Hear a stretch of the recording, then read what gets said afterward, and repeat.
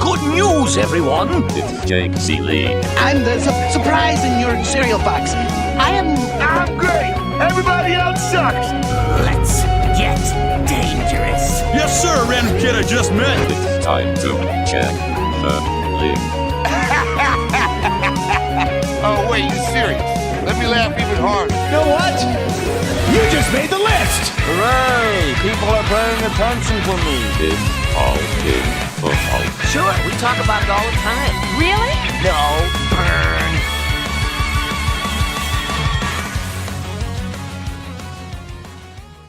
What is up, you ducks? It is week 11 of the fantasy football season. Almost. It's week 10 recap. Pretty much. With Chris Meaney and myself. Lauren is on vacation in the middle of football season. And it is All In Football on FTN. Code All In gets you 20% off if you want to. We were just talking about before the show. If you want to get involved in some college basketball betting, apparently that's the place to be. They're even better than you, Meaney, in hockey. And you're like the king of hockey. Yeah. So I don't know what's going on. Hey, I think you are. Hey, you help me get some extra few bucks in the bank. Few bucks. Appreciate you. I don't go crazy. Yeah. I don't get crazy football because season's over. Maybe we can dive back into the hockey, but yeah. Like if I could ever, you know me, I sent you another one. 6 for 7, 4 for 5, 5 for 6, whatever. It's just losing on the final plays of games as well. Like you're at a whole nother level, man. Yeah, that's what it is, man. It's just it'll never stop. But hey, what might never stop? How about that? For a transition straight out of the gate. I do want to talk about a lot of players. We have some injuries. As a reminder, for this week, the Falcons, Colts, Patriots, and Saints are on a bye. We will talk about the injuries. We'll talk about some week 11 pickups. There might be some out there. There wasn't a lot of injuries, but there were some interesting ones. Unfortunately, 2 of them came, well, I guess fortunately and unfortunately, they both came with the Saints. So that could be interesting to watch. But I said it continued to happen. The Keaton Mitchell continuing to happen. But I wanted to ask you, Meaney, like we know this, like somehow Mitchell's still not 60% rostered, which just is nuts because you would think that everybody would have lost their mind after the last week. But he went off again, on very few touches again because just like the week before, do you know without looking how many touches Keaton Mitchell had? I think he had 2. You can carry and a catch. 4. 3? 4? 4. Came late then. He had I don't want to call it a bad drop. There was a play, like a wheel route, where Lamar threw it to him in the end zone, and he probably should have had that one, which would have been his second touchdown of the day. But it kind of just reminds me of Devon Achane. Like, this guy doesn't need a ton of touches, clearly, to be explosive. Like, his speed... Yeah, but Achane was like 8 to 10 to 12 touches. This wasn't 4. Fair, but he does have that upside and that speed, right? I mean... It's probably, like we said that's the last question. Week, it's probably always going to be a committee. But can you start him? I think he's in the flex conversation, yeah, because of his just because. Absolutely. And here's the thing too: watching that game.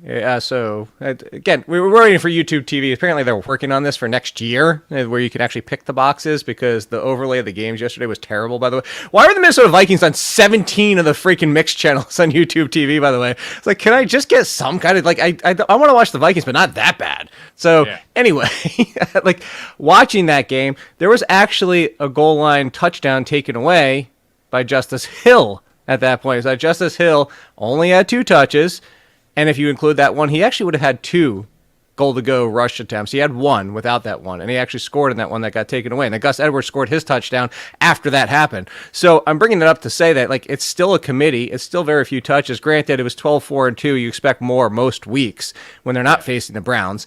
But you say flex, I say sell high. That's what I say. I would say hard too. I'm trying to in one of my leagues. I'll never start him over Montgomery and Bijan. I have Bijan, Montgomery, and I think. Well, then let me ask you some names that you would start him over. I don't think You said Bijan. Would you start Keaton Mitchell or would you start Tyler Algier?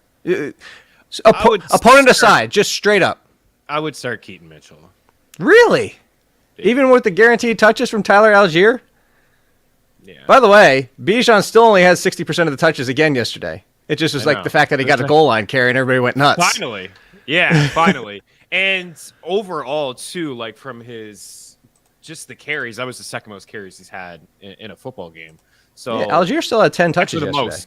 I mean, 22 carries that's what we've been saying, right? I mean, we joked on the series show over the weekend. Maybe Arthur Smith is hearing the noise, but 22 carries is the most that he's had in his NFL career, and he hadn't topped 14 since week 2. So, Yeah, I mean, maybe it's a change of guard after the bye. Maybe it's just all him. Maybe he figured it out. They still lost the football game. Well, they also Still get lost fired in the Heineke offseason. in that game. Heineke was the hamstring. Seems like might be hurt, but again, that's another one that's heading into the bye. So for the injuries, yeah, we do have Heineke. We have Derek Carr who left the game. Yeah. And by the way, every Chris Olave manager out there said, can we please leave Jameis Winston at quarterback for the rest of the season?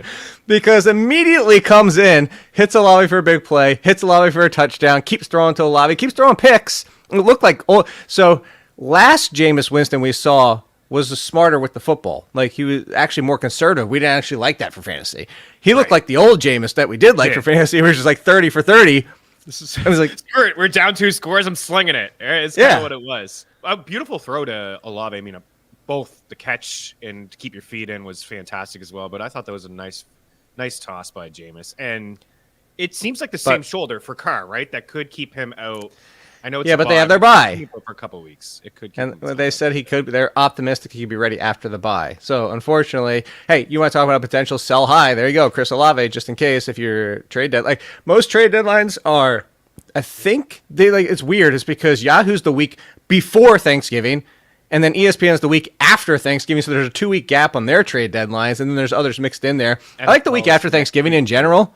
Yeah, no, because people are busy with holiday and travel and your attention span, and then the week's shortened, and we got the 3 games on Thursday. We actually have a game on Black Friday this year. Reminder, everybody, if you can't wait for that one, another Jets Island game. We have 2 more Jets Island games before the end of the year. We have Black Friday, and then they have their Thursday night game in week 16 or 17. Yes, I know. We get 2 more of that wonderfulness. Hey, maybe the last one Aaron Rodgers will really be back for. But anyway, so we have the Saints.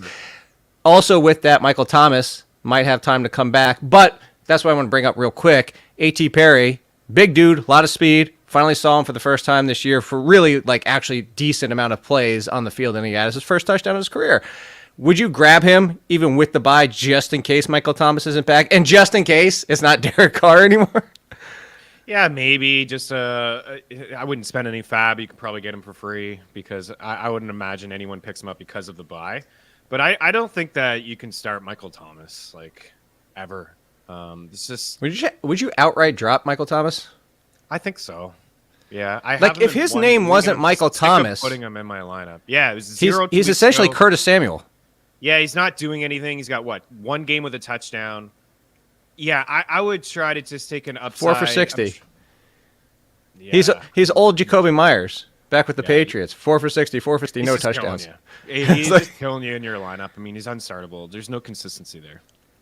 All right. Well, the reason I also made that joke about Curtis Samuel is because just like I tweeted yesterday for that GIF with the kid disappearing, as soon as Curtis Samuel steps on the field, Johan Dotson goes, "Peace out, I'm gone."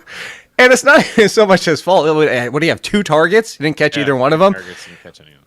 Curtis Samuel's back. We don't usually talk drops a lot on this, but is it crazy to be like, yeah, you could just go right back to dropping Jahan Dotson? That was fun, but Curtis Samuel's back, and that's the end of it? It's just that simple? I mean, probably. He had the 1 good game with Curtis Samuel against the Eagles, and I noticed that Jameson... Yeah, but Curtis Samuel wasn't 100% in that game. Right. He left a little bit. I think he left towards the end of the game. But, yeah, it may be that simple. There's not enough volume, although, Howell's chucking the ball. It doesn't really make a lot of sense to me. That Dotson doesn't get consistent targets. So, I mean, I'd like to keep these guys on my roster, but if you need somebody to play this week, you need a running back. I don't know. Maybe even Darrell Henderson was dropped all over the place. I don't think Kyron's coming back for another week. I would just make that move. And not that I love that move for Henderson as a 1-week thing, but if you need somebody this week, I would have more faith in Henderson at least touching the ball for a couple weeks, as opposed to Jahan Dotson getting 2 targets and not hauling any of them in. So it's tough to go. You just made me think of was it the 5 Elements, or I got to find this. I always forget what the movie was, but when you said there's this movie where there's the gold and the water and the earth, and at one point he gets stabbed from through the earth and the guy goes, his guts are all over the place. Because it's spilling out. So every time you say all over the place, it always makes me think of that movie. And I think it was the 5 Element Ninjas. I gotta look this up. I'm gonna see if I can find it again. It was great. I used to watch these in college. So into the kung fu with the overlay, not dubbed, if you could find them. But there was a lot that were dubbed. I actually enjoyed those. A lot of those, the things that Wu-Tang was into back in the day. I was a sucker. I was a mark. I was like, oh, Wu-Tang likes it. Let me watch some ninja movies. And I got into it. Watched a lot of Jet Li stuff. Jet Li was great. That's not what we're talking about today. You brought up the running back situation. So Alexander Mattison got hurt. And now we have a situation for him where we are down to the third option. Sneakily, I had Ty Chandler in a lot of leagues. I was surprised that he went through waivers in a lot. Like, I saw in places where, well, flex leagues. I'm not in the other flex leagues, but because I'm managing them, I get that, like, I check in because it gives you that alert on Sleeper. I'm like, just clear out my alerts. I want my alerts cleared. So I see the waivers, and I think by the end of the week, he got picked up, but he wasn't the first waiver. And I'm like, why not? Because we're at the time of the year where I'm not super excited for Matt Breida. I'm not really excited for who else can I think of? Like go down the list here. Jamal Williams has done nothing. I'm not excited for Tank Bigsby after Dearness Johnson got involved yesterday. But at the same time, it's one injury, and then the next man's up. He's the next man up, and now Alexander Mattison got hurt, and Ty Chandler's down. I'm not expecting Ty Chandler to be a top 20 running back, but is he your number one pickup this week, assuming Khalil Herbert's picked up, assuming Devin Singletary was picked up, who actually had a good game. We'll talk about that. Other names I'm trying to think of, like Charbonnet, Spears, stuff like that. So it would, if all those names are pretty much mostly gone at this point of the season, would Ty Chandler be your number one pickup? Yeah, I mean, I drafted him all over the place. I thought that he had got all over the place. That's the second time again, you said that. all over the place. But I did. He was. I mean, I'll take the L for this. I had him as a deep sleeper, one of my favorite players to draft over at Mean Streets. I had so many shares of him. I just didn't really believe in Alexander Mattison. I didn't think that he would be efficient. I liked Ty Chandler. I thought he had a couple nice preseason games where he was catching a few. He had a few catches, a nice cut. So I thought he could at least be the third down back, and there would be an opportunity for him to overtake the job. And then they acquired Cam Akers, and my thinking was right that Mattison is not efficient, that they probably didn't fully believe in Mattison, so they acquired Cam Akers. But now with Akers gone, I don't think that Ty Chandler will be efficient either if he was given 15-plus carries. But obviously we have to like the opportunity of potentially him getting 15-plus carries. And he had the goal line. He had 15 yesterday. Yeah, it was and 45. Mattison hasn't had a rushing touchdown all season, and Ty Chandler had one yesterday. And Ty Chandler can catch the ball. Plus, hey, Minnesota's rolling right now, right? With Dobbs, another win. They have 6 W's on the season. Sounds like Justin Jefferson's going to come back soon, so maybe this offense will be a little bit better. This week. It is still going to be a pass-happy offense. Supposed to be back this as week. early as this week. So I would. At Denver. But I'm not going to get too crazy about him, though. Like, I think Minnesota's at Denver. Number 2, maybe. I was just about to say, just kind of ballpark it off the top of your head. Here's one. Jiggles actually called it out because I tweeted out that Mevin Singletary, because like meh is for Devin Singletary, and then of course he goes off. Interesting enough, I was actually, even after like the meh, I was still way over consensus somehow, because I was just, it's the volume, and it was actually a better matchup than the week before. That's what it really comes down to. I wasn't expecting that. I don't think anybody was expecting. I know Devin Singletary went off. Oh, by the way, RB1 of the week right now, still as of right now, is Brian Robinson, not Bijan Robinson, with 100 billion receiving yards. Like what the flip? He's a top 10 receiver for the week. I know. I can't figure out Washington at all. And there's been a lot of dud games from Brian Robinson, who's just been kind of game scripted out of the games because he's not getting those catches. But he's still a top 12 running back. Okay, well, all right, hold on. The position. Because we kind of like added a couple topics in there, so let's back up here real quick. Yeah. So Ty Chandler, let's say Dameon Pierce is out for another week. Houston has Arizona at home. Would you start Singletary or Ty Chandler if you had both? I know this is super early, but I would start Singletary. Okay, I would too. Ty Chandler or I'm trying to find somebody else with like Chuba Hubbard against Dallas at home. In that case, I'm going Chandler.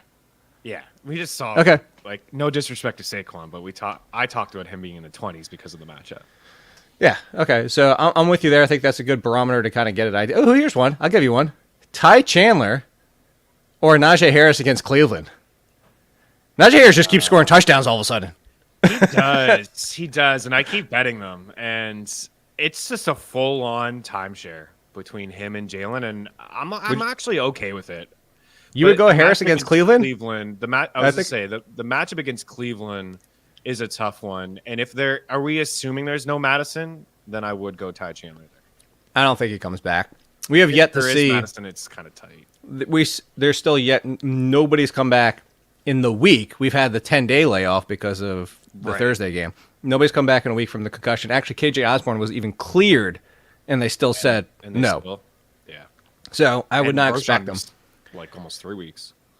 Yeah, well, that's a whole different situation. By the way, the Vikings actually did sign Myles Gaskin this morning. I don't think Myles Gaskin's a big threat to But that's Ty Chandler. Kind of telling, right? That they expect to be without Mattison at least all week. Yeah, of practice. that's what I was getting to. Yeah, that's what I was. That's exactly where I was alluding to that. All right, so then let's come back and back up to the Brian Robinson situation. I know it's off one game, but do you think there's a world where you could potentially sell high on him because of what the success was earlier this year? He was down for a little bit, started to come back, and then has that huge game again. A lot of trade deadlines are coming up, so I know I'm focusing a little bit on that today, but waivers isn't robust. The Week 11 not only is it Week 11, but there wasn't a lot of situations to change really what we knew anyway. Like, I have a feeling my waiver column is just going to be a bunch of those huffy face emojis. Like, just because it's like, I've been saying it for 7 weeks and there's no new people outside of Ty Chandler. The past few weeks have been exactly the same. I agree. It's just been this, like, stash this guy. If you don't have Mitchell, if you don't have, Zach Charbonnet as a stash, just, stash them. But there's no real big names. I would, I guess, the Giants this week is fantastic, but after is Dallas. But the bye stands out to me week 14. Like, if you're somebody who... For Washington? Yeah, who needs... Oh, look at Washington after the bye, too. There, you looking? Yeah, Rams, Jets, and 49ers. Yeah. Jets and 49ers to finish things out on the ground game?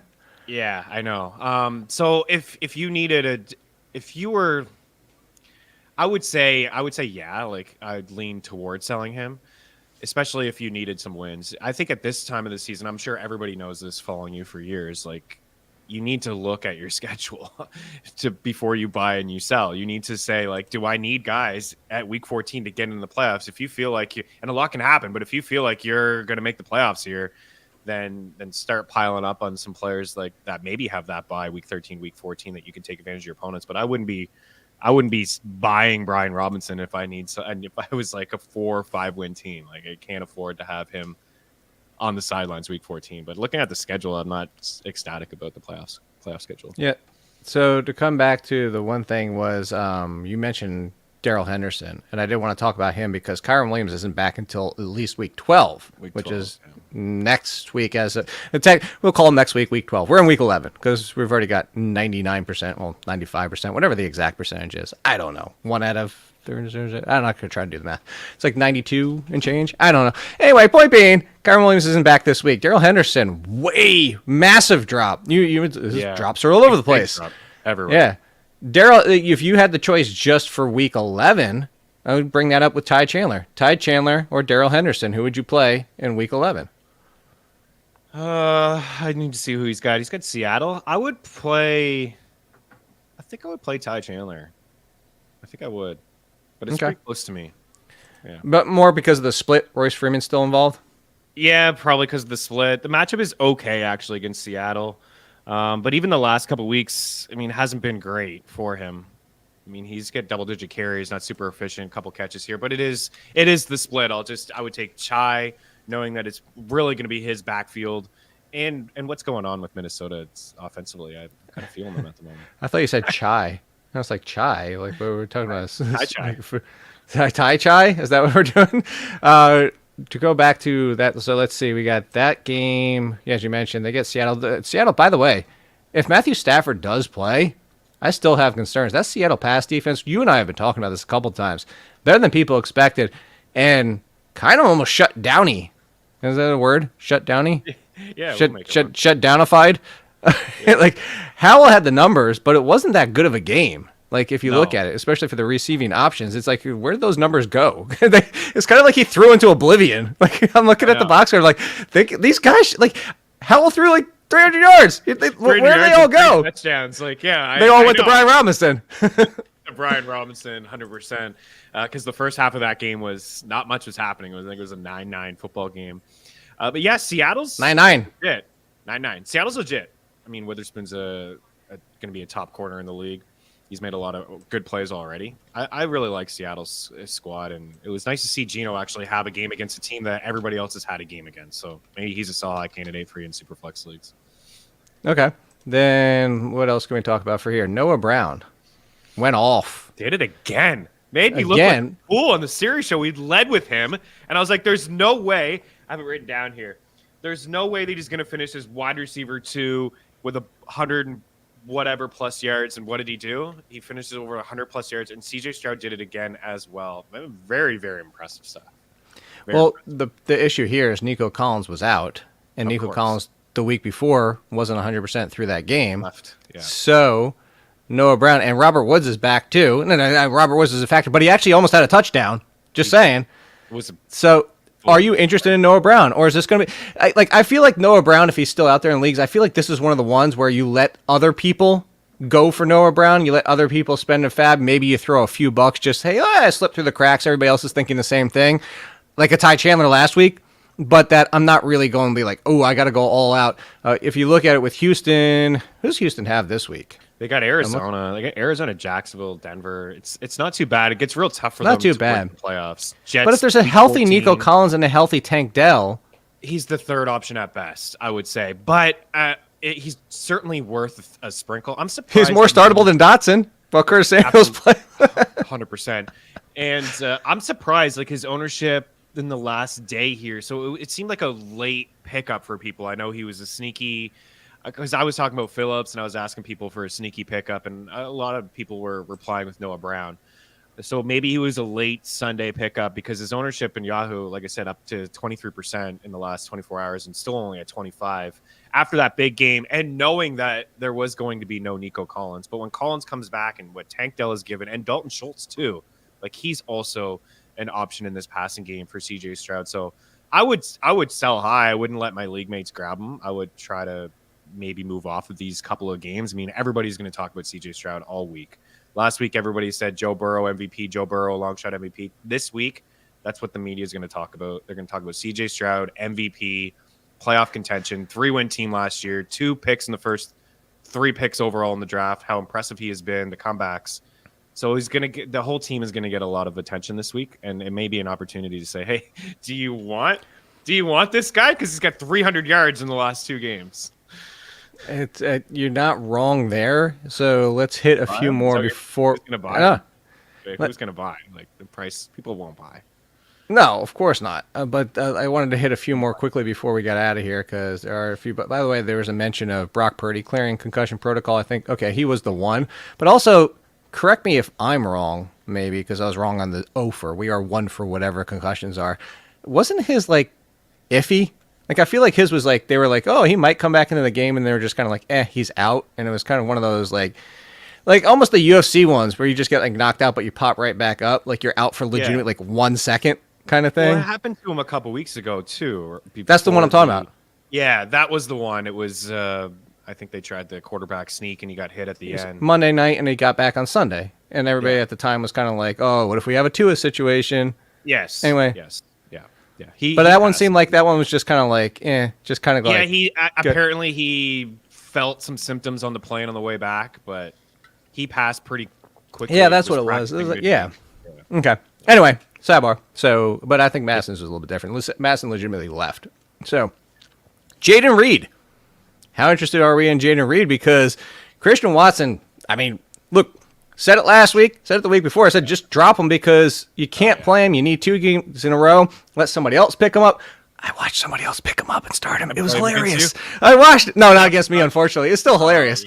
Yeah. But Jayden Reed, I'm going back to preseason, and I was right and wrong at the same time. I was clearly wrong in one aspect, but I was right on Jayden Reed. I said Jayden Reed could pass Dobbs for the number 2 role because of his talent. I was right on Reed getting to the number 2 role, just past the wrong guy because is Jayden Reed the number 2? Has Jayden Reed leapfrogged Christian Watson, and Christian Watson is done? Like, I think that's the question. Watson done? I would say yes, especially if you just look at the volume over the past couple of weeks. He tried to go to him again in the end zone. He got picked off. He did, and there was a bad drop from Christian Watson on one play. It's just, there's nothing to be excited about with Christian Watson. I still see talent in the player, but you look at the last few games. I mean, I started Kyle Phillips over Christian Watson, and it's not like Kyle Phillips had a great game. No, but he had it was more right than 2 call. Fantasy points. And You know what I did yesterday in 2 different leagues? I started Trenton Irwin over Calvin Ridley, and people thought I was drunk. Over Calvin Ridley. Yeah, flex. It's a good call. The touchdown right away was like, and then you're just playing with house money. But yeah, look at the last few games. I mean, it's not fantastic from Reed, but at least he's getting more volume. 4, 6, 3, and 5. He's got 2 games in the last 3 with 80+ yards. He's got 4 touchdowns on the season. So absolutely, like Watson, we said it. Don't need to spend too much more time on it. Can't be in your lineup. Wouldn't be on your squad if you're looking for somebody. I still don't like this offense at all. But maybe that was going to be my follow-up question. How about the games played? The Chargers, the Lions, the Chiefs, like maybe would see more pass attempts from Love because those other teams are going to score. They're going to score points in the Packers. Well, I was going to say, was there enough from the past 2 weeks from Jordan Love to think that it's maybe turning back around? Like, again, he's not going to be amazing, but I'm pretty hard on him. But he did make some nice throws again yesterday. Some nice plays, got them into field goal range to kind of. That interception was terrible. The interception he does make an awful throw or two a game. But he did kind of hang in the pocket and made that nice throw to Reed to kind of get him into, Pittsburgh's territory to make a comeback there. But I still don't like this offense at all. Like Aaron Jones, too. Like, can't play that guy. I wouldn't want to play anybody inside this offense, to be honest with you. I mean, Dubs, you throw it there because he seems to score a touchdown every other game. And then 2 more before you, and that's just what I want to pull the name in with Jayden Reed. So Elijah Moore finally had a touchdown. Finally had a game. This is the first game, first double-digit point game for Elijah Moore. Well done, Elijah Moore. Finally, was that enough from Deshaun Watson yesterday, who also looked a little bit better than he has against the Ravens? Enough for you to be intrigued in Elijah Moore. And I'll throw one more name in here as we get out of here because let's talk about Jayden Reed, Elijah Moore, and then Quintin Johnston finally on the board as well. However, Jalen Guyton seems to be kind of a thorn in his side. As of right now, if I was picking, I would go Reed, Moore, Johnston. Pure ceiling, if I don't even need one of them, it would still be Johnston. It's just he still is not running routes properly. He's still the same raw concerns we had in the draft. Yeah. And the fact that Guyton's there as a thorn, they have Eckler, they Parham and Everett. Like, it's just, that's where I would go. Like, I would go Reed, Moore, Johnston, but if I'm just chasing pure upside, it'd be Johnston. Yeah, I agree with you. I really do like Elijah Moore, though, and I've hung on to him where I can, believe it or not, with him not doing anything. The thing is, I look at the first few weeks of the season, 7, 9, and 9. Those were the targets. He had a lot of drops, like 3 on 7 targets, 3 on 9 targets, and he hauled in all 9 of his targets in week 3, but it was only for 49 yards. Like, he doesn't have a huge ceiling. But I noticed Deshaun Watson going to him, and I'd like seeing that. And he did struggle with the drops. And there's a couple tough games moving forward, but also has the Broncos, the Steelers this week, Jacksonville and Chicago. And the Steelers this week, he shouldn't get Porter Jr. like that. Should be a Amari thing. So I would imagine Deshaun looks at him a little bit more. He's probably my favorite of the ones that you mentioned, actually. All right. Actually, before we get out of here, did the Jaguars have the worst week? Week 10? Was that the worst?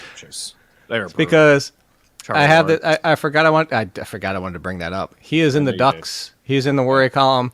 I haven't decided how many, but I feel like it's going to be a lot because I'll give the quick version as we get out of here for a half hour, I promised. So Trevor Lawrence, do you know how many games he has with 2 touchdowns this year? I think 2. 2. That's the same number of games he has with 0. All the rest he has 1. Trevor Lawrence has not been good this year. On top of that, you ready for this? Oh, Titans and Texans coming up. Cool. Get on track. However, you ready for after that? Cincinnati, Cleveland, Baltimore, Tampa Bay to finish things out. Now, Tampa Bay for passing, good. Run, bad. But those 3 to get there, you have to get to week 17.